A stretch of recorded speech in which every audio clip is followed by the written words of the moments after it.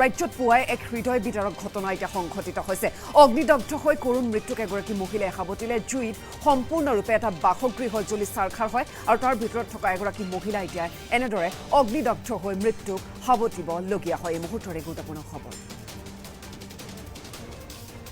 ৰাজ্যত পুৱাই এক হৃদয় বিদাৰক ঘটনা সংঘটিত হ'ল অগ্নিদগ্ধ হৈ কৰুণ মৃত্যুক সাৱটিলে এগৰাকী মহিলাই জুইত সম্পূৰ্ণৰূপে জ্বলি চাৰখাৰ হ'ল এটা বাসগৃহ আৰু নগাঁৱত ঘৰৰ ভিতৰতে থকা মহিলাগৰাকীৰ কৰুণ মৃত্যু ঘটিছে আৰু তাৰ পিছতে হুকৰ চাপ পৰিছে এই অঞ্চলত নিহত মহিলাগৰাকীৰ নাম অমৰুণ খান এখন দৰ্জী দোকানত শৰ্ট সাৰ্কিট হৈ জুইৰ সূত্ৰপাতৰ সন্দেহ কৰা হয় আৰু এই ঘটনা নগাঁৱৰ জেল ৰোডত সংঘটিত হৈছে বুলি জানিব পৰা গৈছে এক হুকাবহ ঘটনা য'ত বাসগৃহৰ ভিতৰতে এগৰাকী মহিলা এটা জীৱন্তে অগ্নিদগ্ধ হৈ আৰু মৃত্যুক আঁকোৱালি লয় অগ্নিদগ্ধ হৈ কৰুণ মৃত্যুক সাৱটিলে এগৰাকী মহিলাই জুইত সম্পূৰ্ণৰূপে জ্বলি চাৰখাৰ হ'ল এটা বাসগৃহ নগাঁৱৰ ঘৰৰ ভিতৰতে থকা এগৰাকী মহিলাৰ সৈতে এই হৃদয় বিদাৰক ঘটনা নিহত মহিলাগৰাকীৰ নাম অমৰুণ খান বুলি জানিব পৰা যায় এখন দৰ্জী দোকানত শৰ্ট সাৰ্কিট হৈ জুইৰ সূত্ৰপাত ঘটে বুলি সন্দেহ কৰা হৈছে আৰু নগাঁৱৰ জেল ৰোডত আমি দেখিবলৈ পাইছোঁ এই হুকাবহ ঘটনা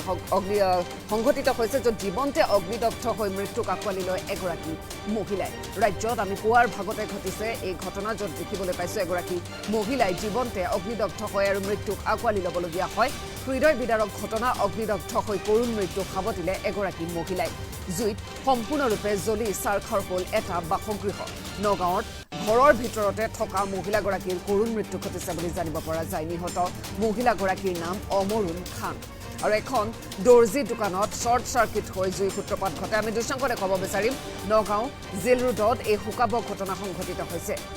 এয়া চাওক কেনেদৰে জ্বলি সকলোখিনি চাৰখাৰ হৈছে এটা বাসগৃহ সম্পূৰ্ণৰূপে জ্বলি তছনছ হৈ পৰিছে ধ্বংস হৈ পৰিছে আৰু এই বাসগৃহটোৰ ভিতৰত আচলতে এগৰাকী মহিলা আছিল সেই মহিলাগৰাকী জীৱন্তে অগ্নিদগ্ধ হৈছে আৰু কৰুণ মৃত্যুক আঁকোৱালি ল'বলগীয়া হয় আৰু এই ঘটনা এতিয়া অঞ্চলত হুকৰ চাহ পেলোৱা পৰিলক্ষিত হয়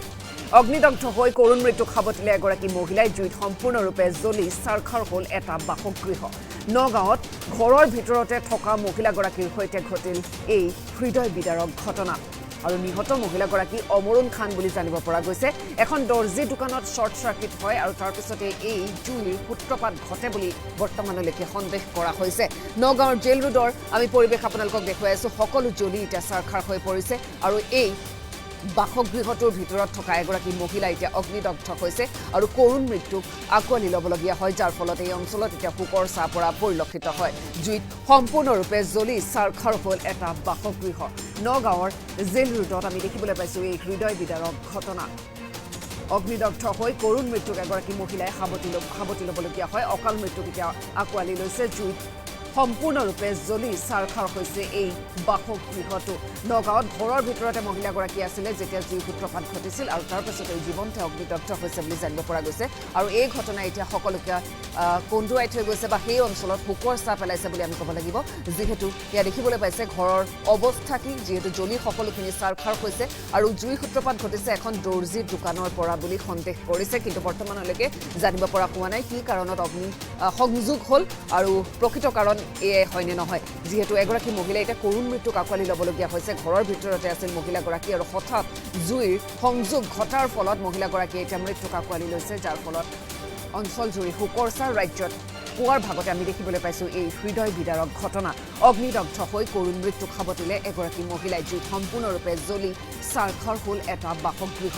নগাঁৱত ঘৰৰ ভিতৰতে থকা মহিলাৰ এতিয়া কৰুণ মৃত্যু ঘটিছে আৰু এই হুকাবহ ঘটনা এতিয়া জোকাৰি গৈছে এই অঞ্চল নগাঁৱৰ জেল ৰোডত আমি দেখিবলৈ পাইছোঁ এই হুকাবহ ঘটনা এতিয়া সংঘটিত হয়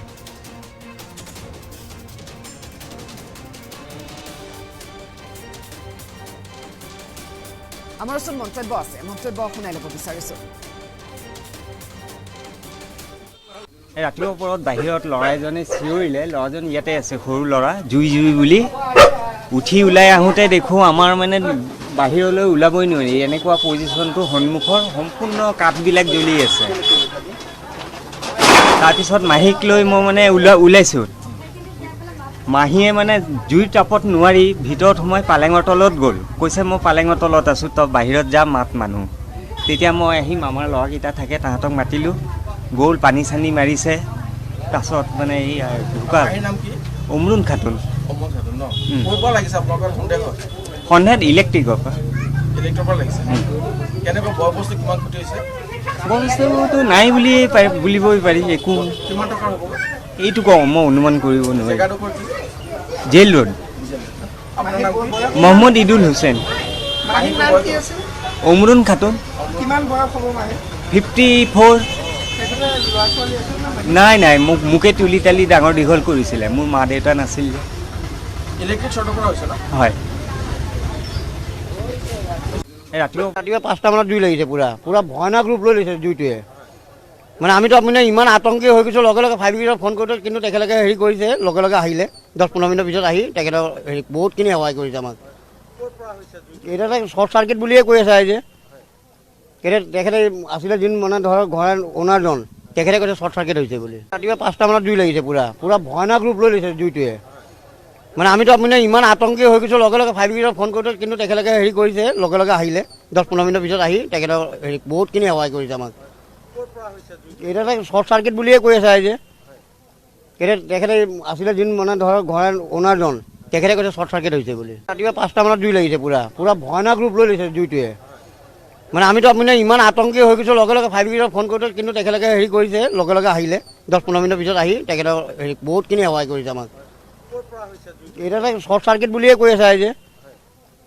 তেখেতে আছিলে যোন মানে ধৰক ঘৰৰ অ'নাৰজন, তেখেতে কৈছে শ্বৰ্ট চাৰ্কিট হৈছে বুলি। ৰাতিপুৱা 5টা মানত জুই লাগিছে, পুৰা ভয়ানক ৰূপ লৈ লৈছে জুইটোৱে। মানে আমিতো মানে ইমান আতংকি হৈ গৈছোঁ, লগে লগে ফায়াৰ ব্ৰিগেডক ফোন কৰোঁতে কিন্তু তেখেতলোকে হেৰি কৰিছে, লগে লগে আহিলে 10-15 মিনিটৰ পিছত আহি তেখেতক হেৰি বহুতখিনি সহায় কৰিছে আমাক। এতিয়া শ্বৰ্ট চাৰ্কিট বুলিয়ে কৈ আছে যে তেখেতে আছিলে যোন মানে ধৰক ঘৰৰ অ'নাৰজন, তেখেতে কৈছে শ্বৰ্ট চাৰ্কিট হৈছে বুলি। ৰাতিপুৱা 5টা মানত জুই লাগিছে, পুৰা ভয়ানক ৰূপ লৈ লৈছে জুইটোৱে। মানে আমিতো মানে ইমান আতংকি হৈ গৈছোঁ, লগে লগে ফায়াৰ ব্ৰিগেডক ফোন কৰোঁতে কিন্তু তেখেতলোকে হেৰি কৰিছে, লগে লগে আহিলে 10-15 মিনিটৰ পিছত আহি তেখেতক হেৰি বহুতখিনি সহায় কৰিছে আমাক। এতিয়া শ্বৰ্ট চাৰ্কিট বুলিয়ে কৈ আছে।